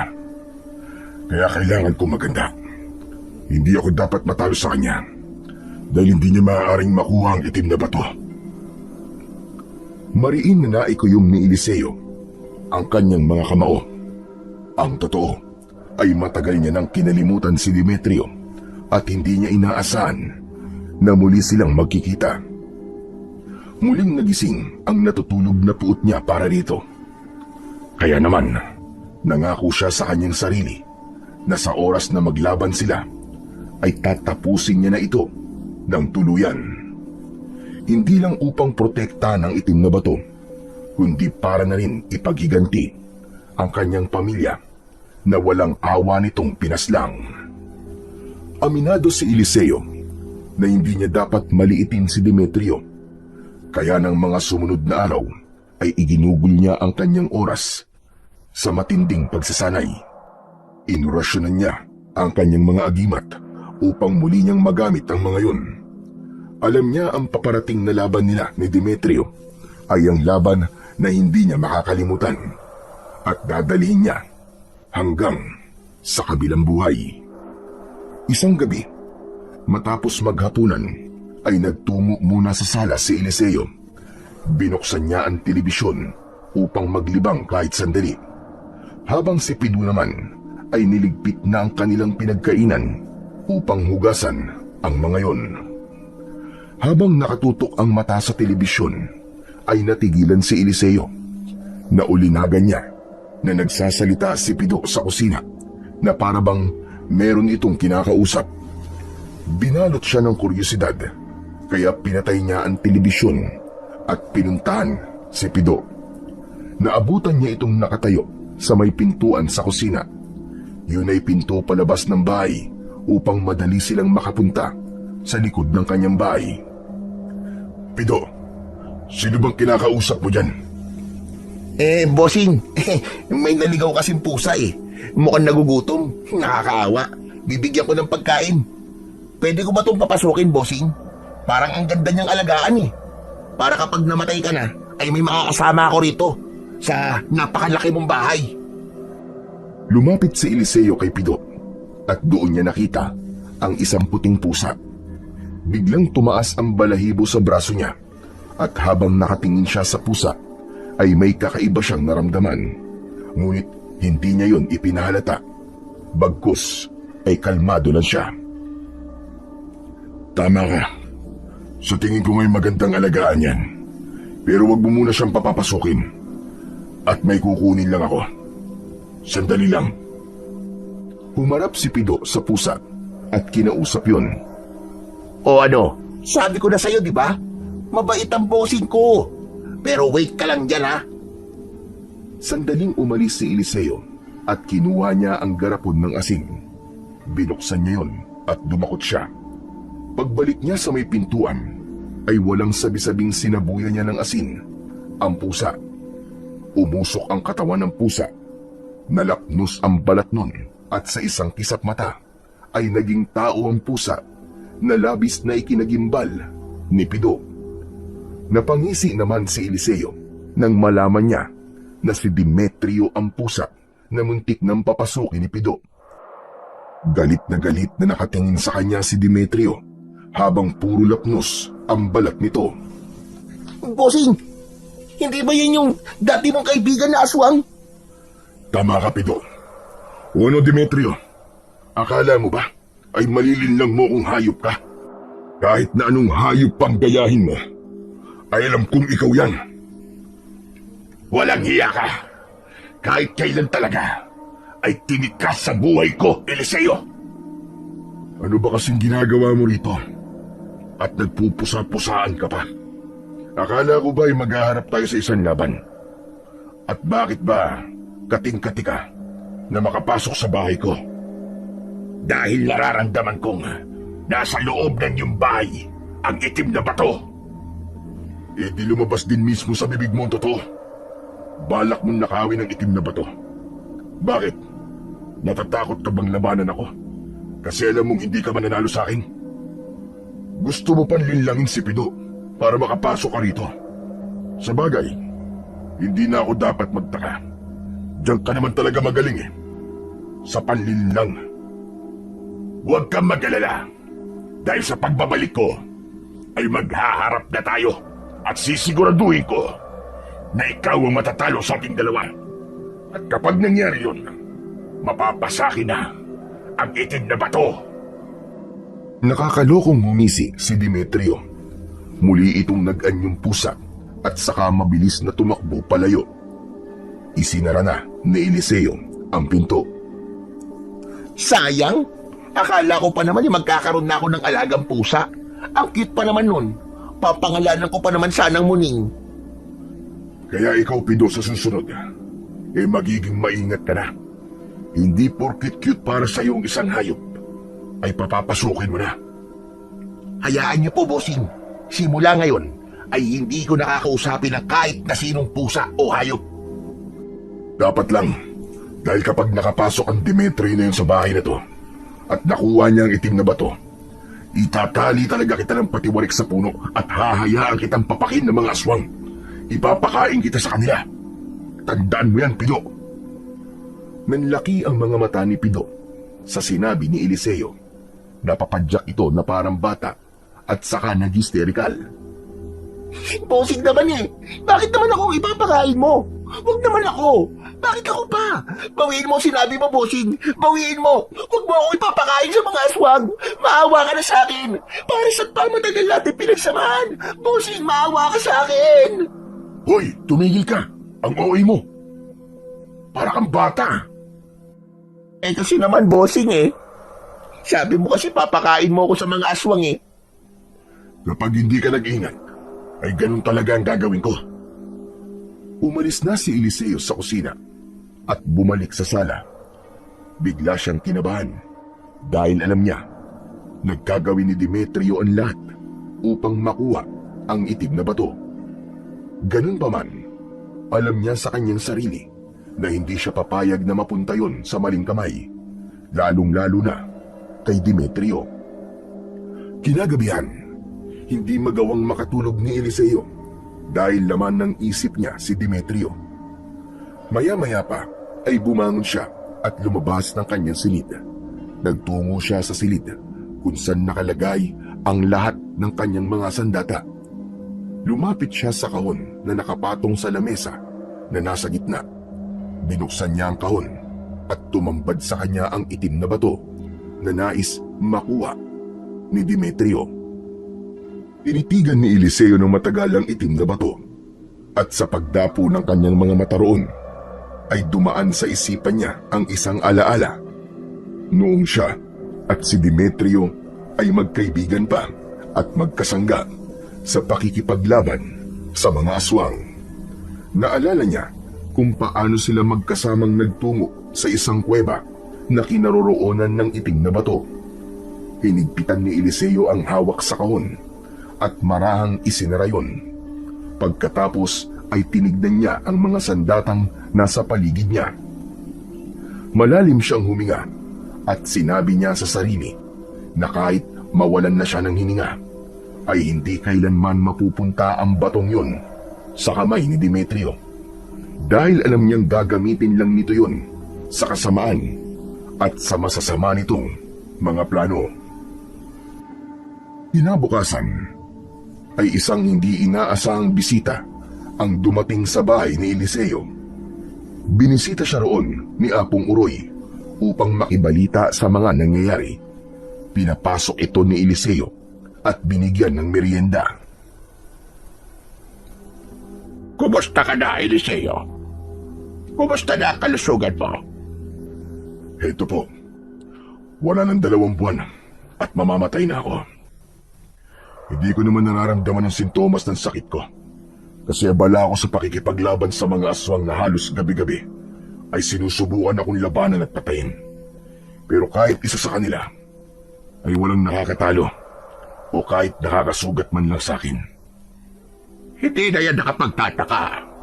Dahil ikaw ang pinakamalakas at kinatatakutang manunugis ng mga aswang. Sadyang may mga aswang na iniisip na dahil may sakit ka at mamamatay ka na, ay kaya ka na nilang talunin. Pero malaking tulong din po sa akin na nakabalik na ako sa pakikipaglaban sa mga aswang. Ito po talaga ang gusto kong gawin sa mga natitirang araw ng buhay ko. Kaya lang, nakarating pala kay Demetrio ang hamon ko sa mga aswang, Apong Uroy. Pumunta siya rito at sinabi niya na gusto niyang subukang patayin ako. Si Demetrio, ang traidor na aswang na yon. Pero hindi pera o titulo na pinakamalakas na aswang ang dahilan kung bakit gusto niya na patayin ako. Ang gusto niyang kapalit kapag napatay niya ako ay ang itim na bato. Bumakas ang pagkabahala sa muka ni Apong Uroy. Alam kasi nito ang idudulot na panganib sa oras na mapunta kay Demetrio, ang itim na bato. Huwag mong sabihin pumayag ka na ang itim na bato magiging kapalit kapag napatay ka niya. Pumayag ako, Apong Uroy, dahil tiwala ko na kaya kong talunin at patayin si Demetrio. Ewan ko, Eliseo. Pero hindi maganda ang pakiramdam ko sa desisyon mong yan. Alam mo kung gaano ka gusto ni Demetrio na makuha ang itim na bato. Dapat yata hindi mo na lang ako inutusan na ipaalam sa mga aswang kung saan ka nakatira.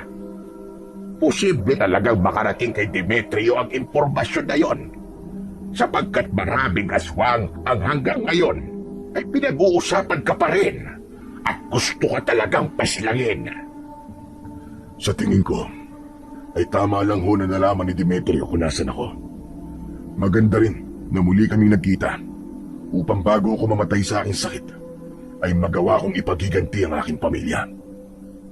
Kinakabahan ako sa laban na mangyayari sa pagitan yung dalawa. Kilala ko si Demetrio. Tuso siya. At sa lahat ng aswang na kilala ko, ay siya ang masasabi kong pinakamalakas. Kaya wag ka sanang maging kampante, Eliseo. Gawin mo ang lahat para manalo laban kay Demetrio. Nangangako po ko, Apong Uroy. Ako ang mananalo at hindi si Demetrio. Hindi ako papayag na mapunta sa kanya ang itim na bato. Aasahan ko yan, Eliseo. Hayaan mo at isasama ko sa dasal ko ang tagumpay mo. Marami pong salamat. Malaking bagay po yun para sa akin. Marahang tumango si Apong Uroy. Hindi na rin nagtagal ang matanda at nagpaalam na ito sa kanya. Nang dahil sa pag-uusap nila na yon ni Apong Uroy, ay mas lalong sumidi ang kagustuhan ni Eliseo na protektahan ang itim na bato laban kay Demetrio. Sa mga sumunod na gabi, ay napansin ni Eliseo na naging mas madalas ang pag-atake ng mga aswang sa kanyang bahay. May isang beses na isang grupo ng mga aswang ang kinalaban niya, at sa bawat laban niya ay pare-parehas ang nagiging resulta. palagi siyang nananalo. Isang umaga, habang nag-aalmusal si Eliseo, ay umupo si Pido sa upuan nito at agad na kumuha ng pandesal at pinalamanan yun ng pritong itlog. Matapos kumagat ni Pido sa tinapay, ay agad itong nagsalita. Bossing, napansin ko lang na halos gabi-gabi ka nang nakikipaglaban sa mga aswang Hindi kaya mapagod ka niyan kapag nagkaharap na kayong dalawa ni Demetrio? May kutob ako na ang mga aswang na nakalaban ko noong mga nakaraang gabi ay ipinadala ni Demetrio. Gusto niya muna ako mapagod upang kapag nagkaharap na kami ay magkaroon siya ng tsansang manalo sa akin. Wow matindi rin pala talagang mag-isip ng strategy ang Demetrio na yon. Pero bossing, sigurado ka ba na kaya mo siyang talunin kung gabi-gabi ka nang nakikipaglaban sa mga aswang? Kailangan kong kayanin, Pido, dahil ang itim na batong nakasalalay dito. Ano mo mangyayari kapag napunta yung kay Demetrio? Mas lalo siyang lalakas at wala nang makakapatay sa kanya. Huwag ka mag-alala, bossing. Tutulungan kitang protekta ng itim na bato. Sisiguraduhin kong hindi yun makukuha ng Demetrio na yun. Over my dead body. Bakit? May nakikita ka bang kahina-hinalang hayop na umaaligid sa bahay? Wala naman, bossing. Pero basta, akong bahala, bossing. Trust me. Hindi binigyan ng pansin ni Eliseo ang sinabi ni Pido. Sanay na siya rito na kung ano-anong bagay ang lumalabas sa bibig nito. Isa pa, alam niya na walang kakayahan si Pido na protektahan ng itim na bato at tanging siya lamang ang may kakayahan na gawin yun. Isang gabi, hindi na naman makatulog si Eliseo. Nasa veranda siya ng kanyang silid habang nakatingin sa bilog na buwan na bahagyang natatakpan ng makapal na ulap. Napangiti siya nang maalala kung paano siya nagsimulang maging isang manunugis. Aksidente lang ang lahat. Naglalakad sila noon ng kanyang lolo na isang kilalang manunugis ng aswang sa kanilang baryo. 10 taong gulang pa lamang siya ng panahon na yon nang isang aswang ang umatake sa kanila at hindi alam ni Eliseo kung paano niya nagawang patayin ang aswang gamit lamang ang kawayan na nakita niya sa tabi ng daan. Ang lolo ni Eliseo ang nakakita ng potensyal niya upang maging manunugis. Sa murang edad ay sinanay na siya nito sa paggamit ng iba't ibang sandata at mga agimat.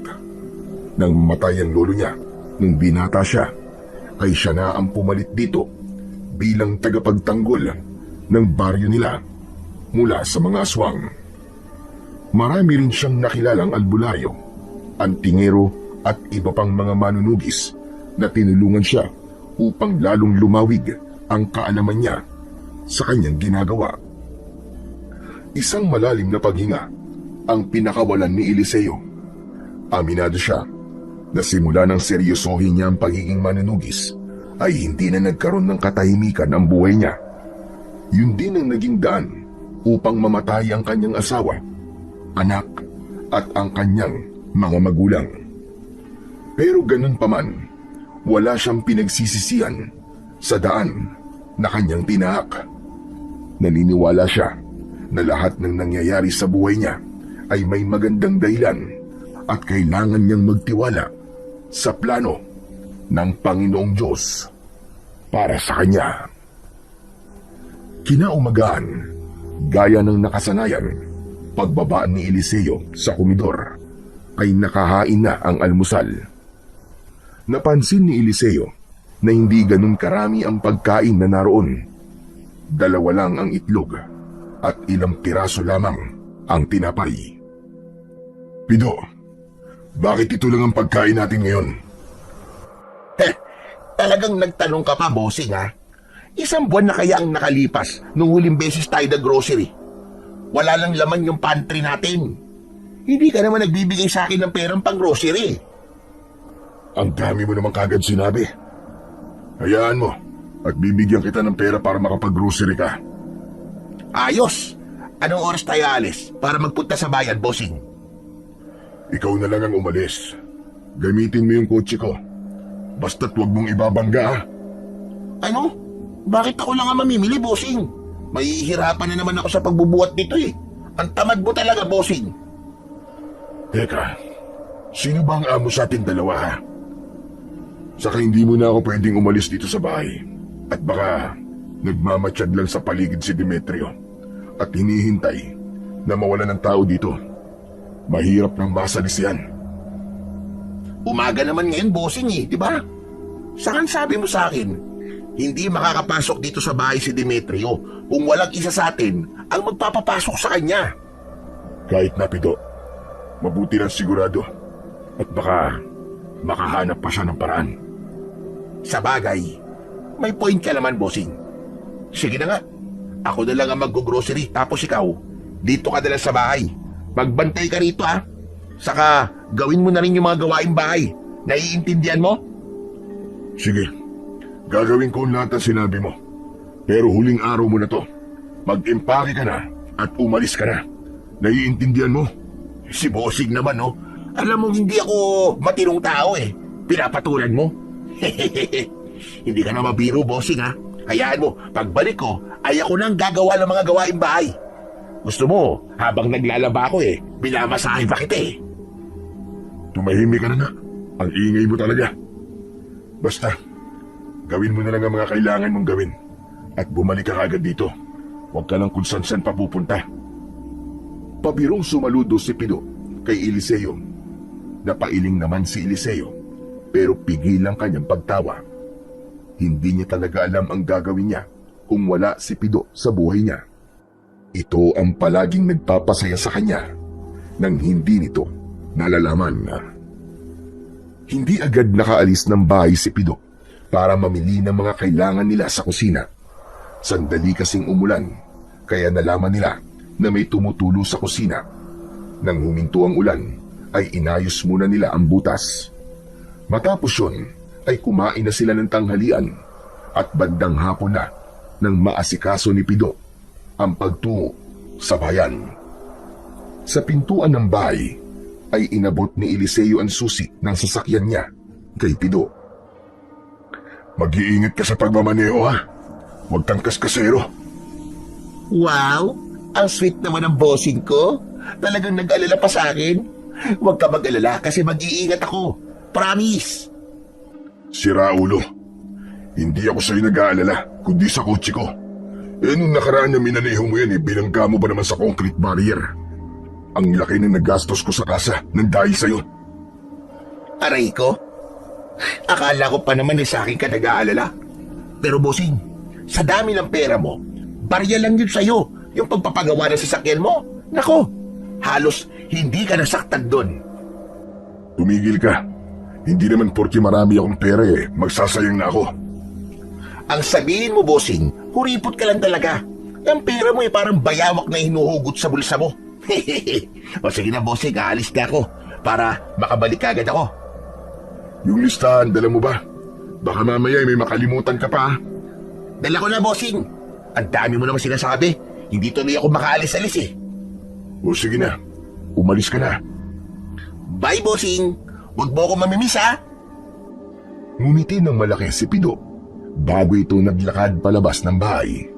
Kailangan pang maglakad ni Pido ng halos 5 minuto bago nito marating ang kinaroroonan ng sasakyan ni Eliseo. Hindi na kasi yun kasya sa daan, papasok mismo sa bahay. Nang mawala na sa paningin ni Eliseo si Pido, ay sinarado niya na ang pinto. Umakyat siya sa kanyang kwarto upang magpahinga dahil nakakaramdam siya ng antok. Nang makahiga si Eliseo sa kanyang kama, ay agad siyang nakatulog. Nang magising si Eliseo, ay 5:00 na ng hapon. Bumangon siya at bumaba sa sala. Inasahan niya na nakauwi na si Pido dahil halos 3 oras na ang nakalipas simula nang umalis ito. Ngunit nagtaka siya dahil wala pa si Pido.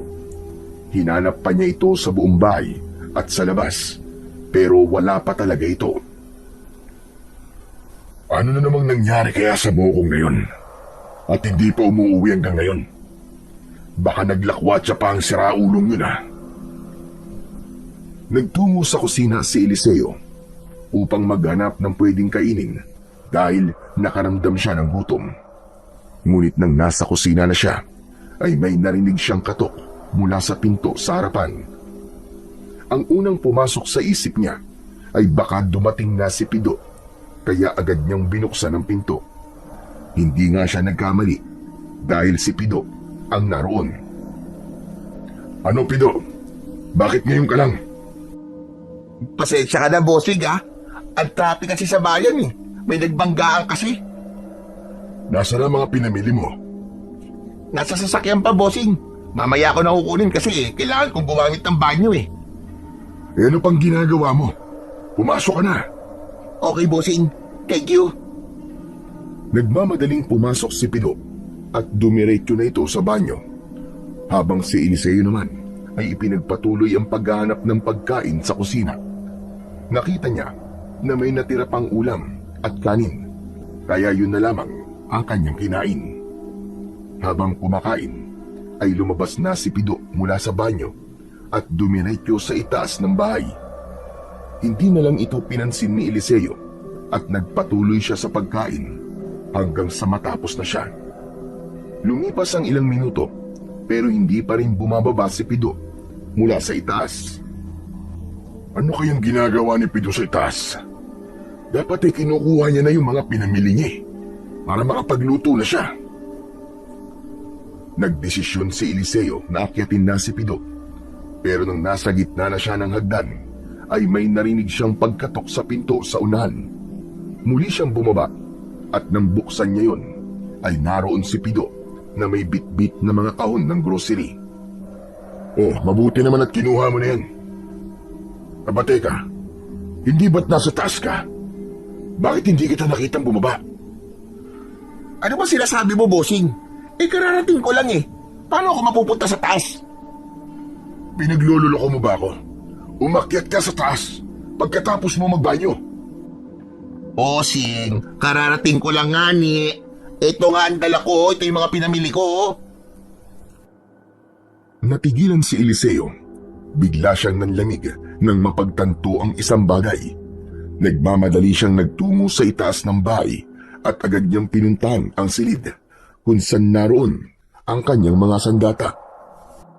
Labis siyang nagimbal nang malaman na wala na roon ang kahon kung saan nakalagay ang itim na bato. Agad namang sumunod sa kanya si Pido na may pagtataka sa mukha. Si Demetrio, nakapasok siya dito at nakuha niyang itim na bato. Ano? Sigurado ka ba dyan, bossing? Paano makakapasok yung aswang na yun kung nandito ka? Ginaya niyang itsura mo, Pido. Nagpanggap siyang ikaw at napapasok ko siya. Napakatanga ko. Bakit hindi ko naramdaman na si Demetrio yun? Napakatanga ko.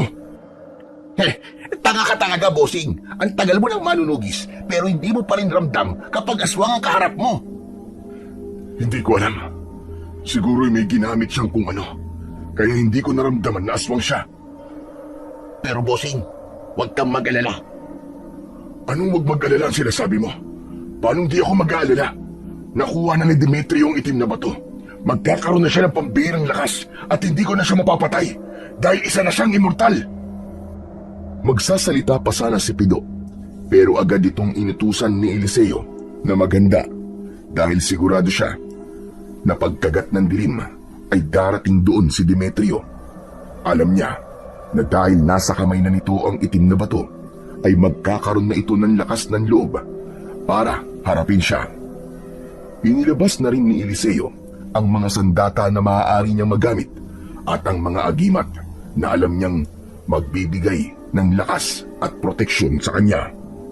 Ang hindi lang siya sigurado ay kung may laban nga ba ang mga yun sa itim na bato na hawak na ngayon ni Demetrio. Pagsapit ng gabi ay mas lalong lumalim ang kaba ni Eliseo. Sa buong buhay niya bilang manunugis ay noon lang siya nakaramdam ng ganong klase ng kaba. Alam niya na dahil na kay Demetrio na ang itim na bato, ay malaki na ang posibilidad na matalo at mapatay siya nito. Hindi sa takot siyang mamatay, kundi dahil alam niya na sa oras na mamatay siya at buhay pa si Demetrio, ay maghahasik ito ng lagim sa napakaraming baryo. Maaari rin itong bumuo ng isang hukbo ng mga aswang upang mas lumakas ang puwersa nito. Nang mag-alas 11 na ng gabi, ay may kakaibang naramdaman si Eliseo. Tumaas ang balahibo niya sa braso. Tumayo siya at kinuha ang itak at buntot ng pagi na nakapatong sa lamesa sa gitna ng sala. Nakasuot sa kanyang leeg ang 2 agimat. Isa para sa dagdag na lakas at isa para sa proteksyon. Bubuksan na sana niya ang pinto nang biglang lumapit si Pido. Bossing, teka. Isa ka pupunta. Nararamdaman ko na nasa labas na si Demetrio. Kailangan ko na siyang harapin. Sandali lang, bossing. Dito ka na lang sa loob ng bahay, Pido. O mas makabubuti na tumakas ka na. Puntahan mo si Apong Uroy at sabihin mo sa kanya na nakuha na ni Demetrio ang itim na bato. Pero, bossing... Wala nang pero-pero. Sige na, Pido. Sundin mo na lang ang utos ko. Hindi ko alam kung buhay pa ako bago matapos ang gabing to. Matapang na binuksan ni Eliseo ang pinto. Sa paglabas niya, ay hindi nga siya nagkamali dahil nasa harapan na ng kanyang bahay si Demetrio na nasa anyong aswang. Mas lumaki ang katawan nito at kulay itim. Mabalasik ang mukha nito na maihahalin tulad sa isang mabangis na halimaw. Nakangisi ito na para bang alam nito na sa gabing yun ay ito ang mananalo. Hayop ka. Alam kong nasa iyo na ang itim na bato, Demetrio. Pero kung inaakala mo na mananalo ka sa akin, ay nagkakamali ka. Wala ka pa rin laban sa akin, kahit hawak mo yan. Masyado ng mataas at tingin mo sa iyong sarili, Eliseo. Alam mo kung ano kayang gawin sa akin ang itim na bato. Pero huwag kang mag-alala, dahil hindi ko pa ito ginagamit. Gusto ko munang patunayan sa iyo na may itim na bato man o wala, ay ako pa rin ang mas malakas sa ating dalawa. Walang paligoy-ligoy na sumugod si Demetrio. Mabilis ito, pero tinapatan ni Eliseo ang bilis nito.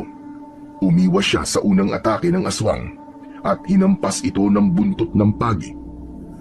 Napaurong si Demetrio, pero hindi huminto si Eliseo.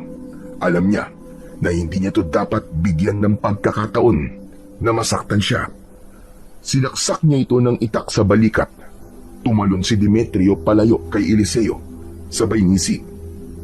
Dinilaan ito ang sugat nito sa balikat. Wala ka pa rin kakupas-kupas, Eliseo. Kahit matagal ka nang huminto sa pakikipaglaban sa aswang, ay mahusay ka pa rin. Mabuti alam mo, kaya kung ako sa'yo, ibalik mo na sa akin ang itim na bato. Dahil kahit maging immortal ka pa, ay tatagtarin kita ng pinong-pinot na parang bopis, para mawalan ka na lalo na silbi. Matagal kong inasam na makuha sa iyo ang itim na bato, kaya walang dahilan para ibalik ko pa ito sa iyo. Umiim ang bagang ni Eliseo at mas lalong tumindi ang kagustuhan niyang wakasan na ang buhay ni Demetrio. Sumugod siya at naging sunod-sunod ang pag-atake niya. May ilan na tumama kay Demetrio, pero mas marami ang naiwasan nito. Kahit sugatan na si Demetrio, ay hindi pa rin ito sumusuko. Biglang tumalon si Demetrio at iniwasan ni Eliseo ang paghampas ng mga kuko nito.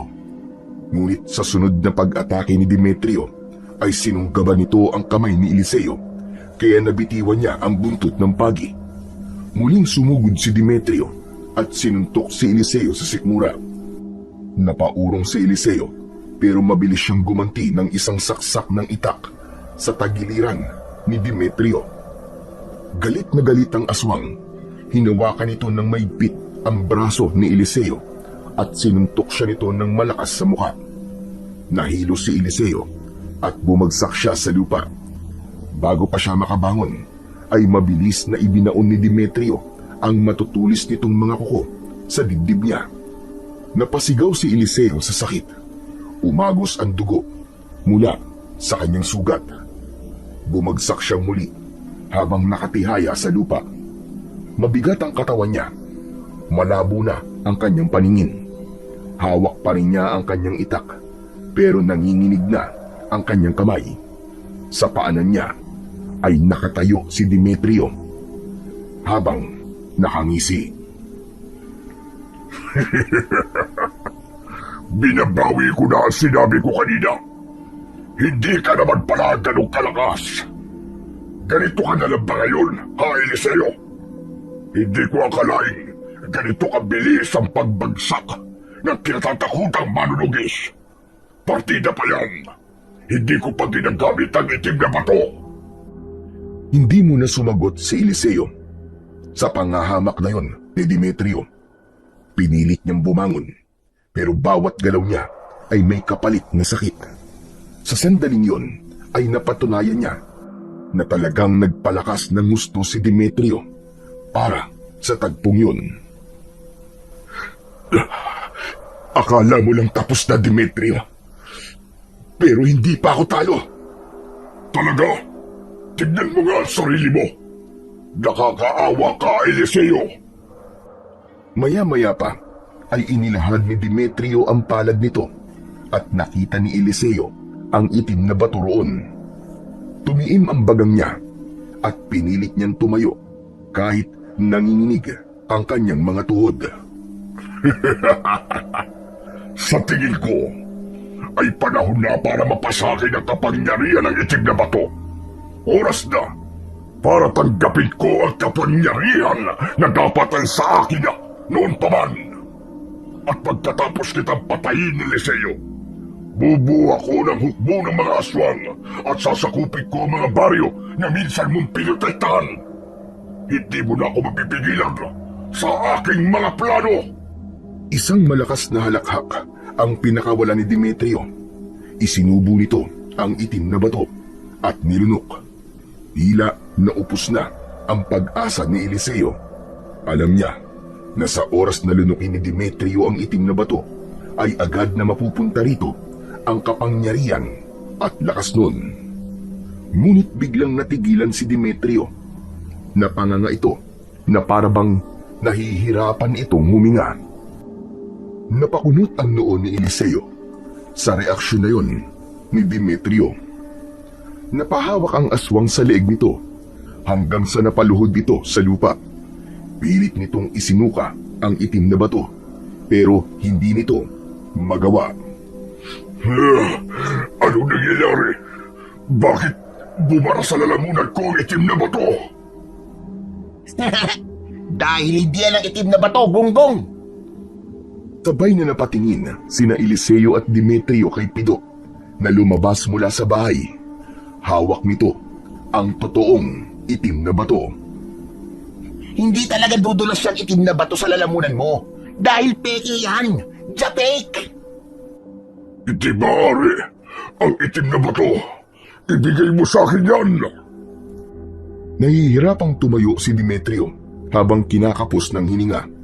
Naglakad ito papalapit kay Pido habang nakaunat ang mga kamay. Sinamantala naman ni Eliseo ang pagkakataon at malakas niyang tinaga ang braso ni Demetrio. Sa sobrang talim ng itak ay naputol ang braso ng aswang. Muling napaluhod si Demetrio sa lupa. Tumayo naman si Eliseo sa harapan nito. Sa sobrang desperado mo makuha ang itim na bato, hindi mo na namalayan na peke pa lang nakuha mo. Parang awa mo na. Bigyan mo pa ako ng isa pang pagkakataon. Magbabago na talaga ako. Ang mga kagaya mo ay hindi na dapat binibigyan pa ng isa pang pagkakataon. Para ito sa pamilya ko na pinatay mo at para sa pagtataydor mo sa akin. Malakas na sumigaw si Eliseo at buong puwersa niyang itinarak ang itak sa leeg ni Demetrio. Lumagpas ang itak hanggang sa batok nito. Nang hilahin niya ang itak, ay bumagsak sa lupa si Demetrio habang nakanganga at nakabukas ang mga mata. Hindi nagtagal ay tumigil na ito sa paghinga at tuluyan ng binawian ng buhay. Tuwang-tuwa at nagtatatalon si Pido nang lumapit kay Eliseo. Grabe! Imba talaga, bossing! Napakagaling mo! Dapat mag-celebrate tayo! Magpainom ka naman! Pido, sabihin mo nga, paano napunta sa'yo ang tunay na itim na bato? At ano yung batong nakuha ni Demetrio? Ipaliwanag mo nga sa akin. Hindi ba't sabi ko sa'yo, ay tutulungan kitang protekta ng itim na bato? Kaya naghanap ako ng kamukhang-kamukha ng itim na bato na yon. Tapos pinalitan ko yung nasa kwarto kung saan nakalagay ang mga sandata mo. Tapos, ako na ang nagtago ng tunay na itim na bato. Naisip ko kasi na baka makapasok bigla si Demetrio sa bahay mo. At nangyari nga. O di ba? Ang galing ko, bossing. Dapat may dagdag na ang sahod ko nito, ha? May ganyan ka palang plano, ha? Bakit hindi mo sinabi sa akin? Bossing, ilang beses ko nang gustong sabihin sa'yo eh. Pero palagi mong pinuputol ang sasabihin ko eh. Kasalanan mo rin. Kaya wag mo ako sisisiin kung bakit hindi mo kaagad nalaman. Hindi bale. Ang importante ay patay na si Demetrio at hindi niya nakuha ang itim na bato. Maganda ang ginawa mo, Pido. Ngayon lang ako humanga sa'yo. May isip ka rin pala. Huwag kang mag-alala. Dadagdagan ko talaga ang sahod mo. Yes! Sa wakas, magkakaroon na rin ako ng salary increase. Salamat po, Lord! Inuha na ni Eliseo ang itim na bato kay Pido. Matapos yun, ay inutusan niya na itong sunugin ang katawan ni Demetrio. Sugatan man siya, ay napakasaya niya sapagkat nagwagi siya sa pakikipaglaban kay Demetrio at naibigay na rin niya sa pamilya niya ang nararapat na hustisya para sa mga ito. Kinabukasan ng umaga, naging bisita ni Eliseo ang doktor na tumingin sa kanya noon. Hindi yun inasahan ni Eliseo, pero may pakiramdam siya na may sasabihin itong importante sa kanya. O Dok, anong ginagawa niyo rito? Bakit naman kailangan niyo pang puntahan ako dito sa bahay ko? Pasensya na, pero talagang kailangan kitang puntahan, Mr. Eliseo. Dahil napakalaki ng kasalanan ko sa iyo. Mangyaring nagkapalit kasi kayo ng resulta ng mga test ng isang pasyente. Anong ibig niyong sabihin? Matapos kong suriin muli ang mga record at test result mo, ay napag-alaman kong nagkaroon ng pagkakapalit sa pangalan ng isang pasyente. Ang resulta ng CT scan at iba pang test na sinabi ko sa inyo noon ay hindi sa iyo, kundi sa ibang pasyente. Sa makatuwid, wala kang tumor sa utak at wala ring taning ang buhay mo, Mr. Eliseo. Hindi nakapagsalita si Eliseo sa nalaman niya mula sa doktor. Pakiramdam niya ay nananaginip lang siya ng sandaling yun hanggang sa biglang sinakal ni Pido ang doktor. Walang iya ka? Alam mo ba kung anong pinagdaanan ng bossing ko? Dahil sa pagkakamali mo, lintik ka? Pido, tama na! Huwag mo siyang patayin, Pido! Inawat ni Eliseo si Pido at inilayo muna niya sa doktor. Patawarin niyo talaga ako. Kung ididemanda niyo ako ay handa kong harapin ang kaso. Alam kong nagkamali ako. Patawad talaga.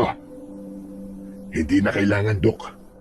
Ang importante ay wala namang palang taning ang buhay ko. Maraming salamat po, Doktor. Bossing, hindi ka dapat nagpapasalamat sa palpak na doktor na yan eh. Doktor Kwakwak yan eh.